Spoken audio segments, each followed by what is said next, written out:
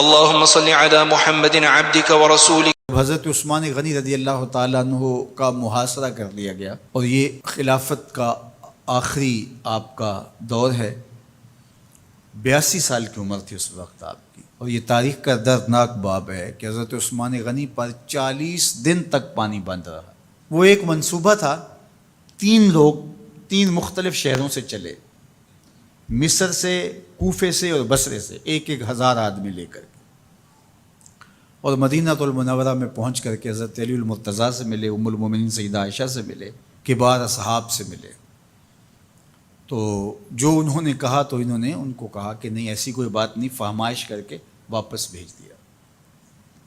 حضرت عثمان غنی رضی اللہ تعالیٰ عنہ پر اقربا پروری کا الزام عائد کیا تھا. تو انہوں نے کہا کہ کوئی ایسی بات نہیں ہے. پھر یہ تھا کہ آپ نے کم عمر گورنر، کم عمر لوگ مقرر کیے. تو حضرت عثمان نے کہا کہ حضرت اسامہ بھی تو کم عمر تھے، حضور نے ان کو اگر مقرر کیا ہے تو یہ تو مثال ہمارے سامنے موجود ہے. لیکن یہ ایک منصوبہ تھا، اس منصوبے کے تحت یہ 3 جگہوں سے لوگ آئے تھے. وہ 3 دن کی مسافت کے بعد پھر تینوں واپس آ گئے.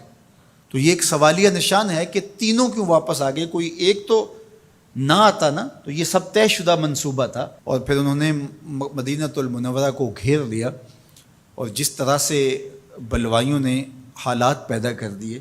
سیدنا علی المرتضیٰ رضی اللہ تعالیٰ عنہ تو شہر مدینہ سے باہر تشریف لے گئے تھے، اور اپنے بیٹوں امام حسن اور امام حسین رضی اللہ تعالیٰ عنہ کو حضرت عثمان غنی کے دروازے پر مقرر کیا تھا کہ ان کو ضرر نہ پہنچنے دینا.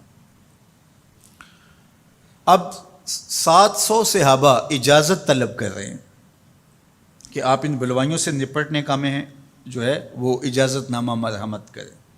اور بہت سارے لوگ تو حج پہ جا چکے. یہ 18 ذی الحج کا واقعہ ہے جب آپ کی شہادت ہوتی ہے. تو وہ حج پہ جا چکے ہیں. تو جو یہاں موجود ہیں وہ اجازت طلب کر رہے ہیں.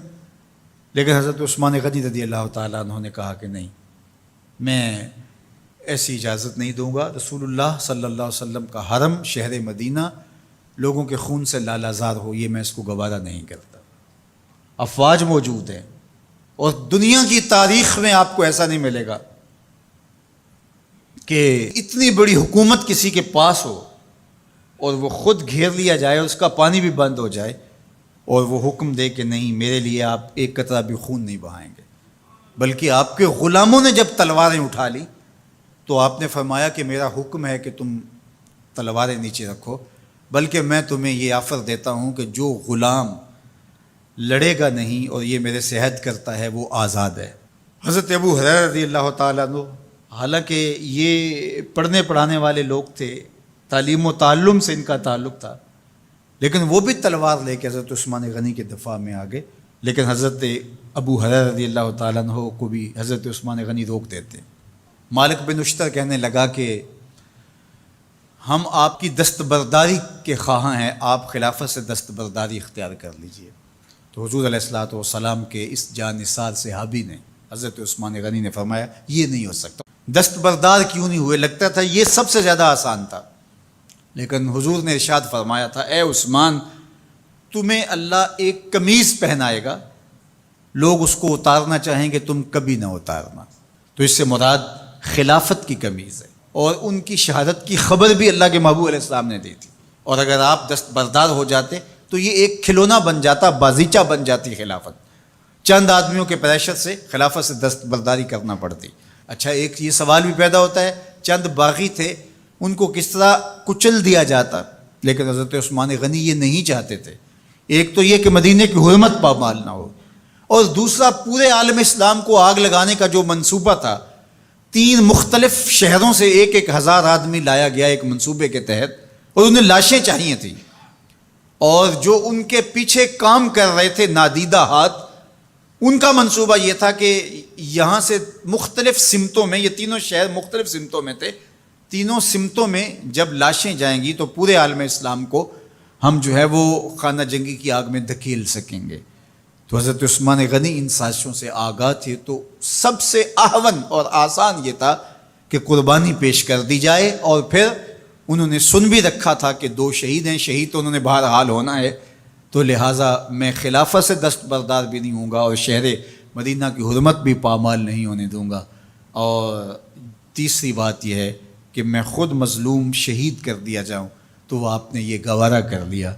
تو 18 ذوالحج تھا، جمعہ کا ہی دن تھا، اور حضرت عثمان غنی رضی اللہ تعالیٰ عنہ روزے سے تھے، عصر کا وقت تھا، قرآن مجید کی تلاوت کر رہے تھے۔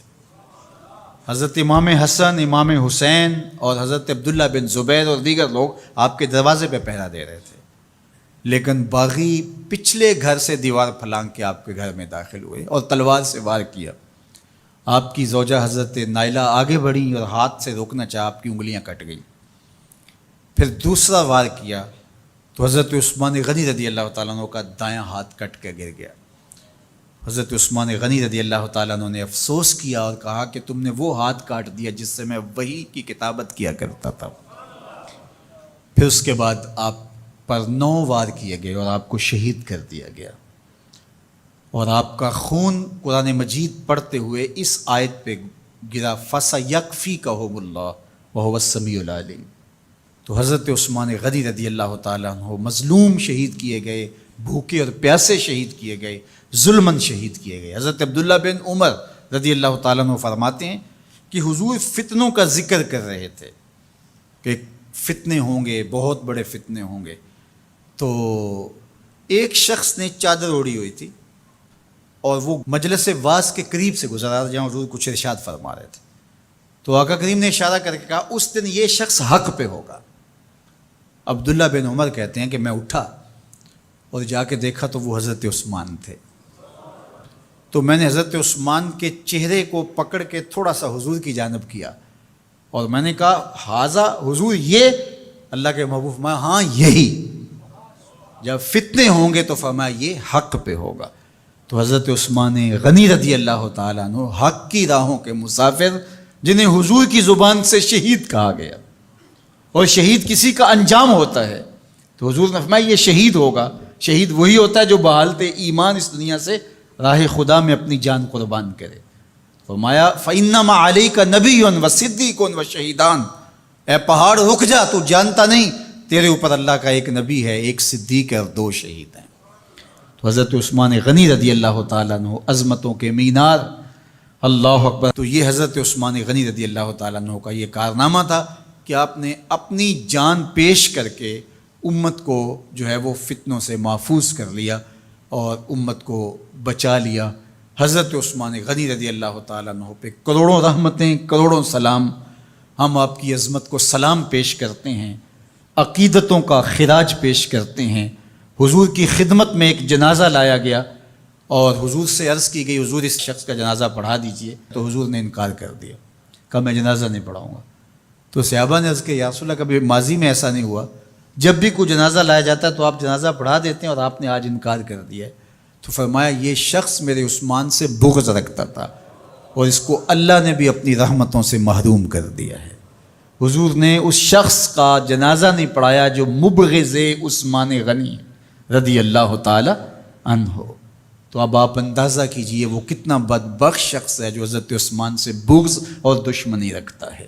حضرت عثمان غنی رضی اللہ تعالی عنہ سے اللہ کے محبوب علیہ السلام نے کتنی خوبصورت ارشاد فرمائی، میں اس سے حیا کیوں نہ کروں جس سے اللہ کے فرشتے بھی حیا کرتے ہیں۔ یعنی عثمان غنی وہ ہیں جس سے اللہ کے فرشتے بھی حیا کرتے ہیں، اور جو عثمان غنی کا حیا نہیں کرتا اس سے بڑا بے حیا کون ہو سکتا ہے۔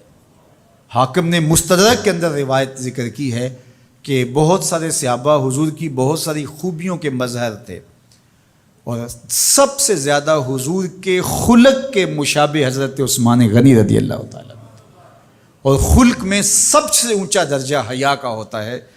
تو حضرت عثمان غنی رضی اللہ تعالیٰ عنہ حیا کے اس مقام پہ فائز المرام تھے جو انہی کا مقصوم تھا۔ اللہ ہمیں حضور کے اہل بیت، حضور کے اصحاب، بلکہ حضور کے در کی مٹی کی تعظیم بھی نصیب کرے۔ اقبال نے کہا تھا خاک طیبہ از دو عالم خوش ترست، آن خنک شہرے کے آنجا دل برست۔ ہمیں تو طیبہ کی مٹی بھی اچھی لگتی ہے اس لیے کہ وہاں محبوب جو رہتے ہیں۔ تو محبت تو اس چیز کی متقاضی ہوتی ہے، محبوب کی راہوں کو بھی سلامی پیش کی جائے۔ تو جو حضور علیہ السلام کے ساتھ منسوب اتنی وقی نسبتیں ہیں ان کا احترام کیوں نہیں کریں گے؟ تو حضرت عثمان غنی تو داماد رسول ہیں، حضرت عثمان غنی تو ذوالنورین ہیں، حضرت عثمان غنی تو حضور علیہ الصلوۃ والسلام کے محبوب اور حضور علیہ الصلوۃ والسلام کے پیارے ہیں، ان کو جنت کی بشارت دی گئی ہے، عشرہ مبشرہ میں سے ہیں، 4 جلیل القدر خلفاء میں ان کا نام شامل ہے، اور پھر حضور کی 2 صاحبزادیاں ان کے نکاح میں آقا کریم نے ان کو شہید خود قرار دیا